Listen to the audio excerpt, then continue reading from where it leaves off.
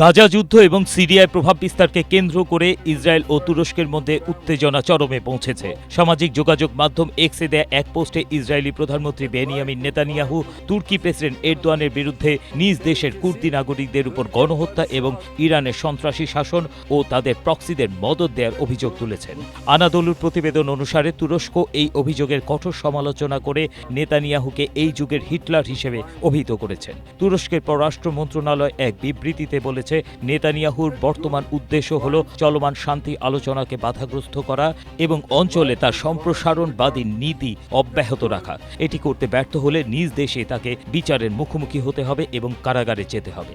ওই বিবৃতিতে আরও মনে করিয়ে দেওয়া হয় যে আন্তর্জাতিক অপরাধ আদালত যুদ্ধাপরাধ ও মানবতার বিরুদ্ধে অপরাধের অভিযোগে নেতানিয়াহুর বিরুদ্ধে গ্রেপ্তারি পরোয়ানা জারি করেছে। এছাড়া আন্তর্জাতিক বিচার আদালতে ইসরায়েল ইতিমধ্যে গণহত্যার অভিযোগে অভিযুক্ত।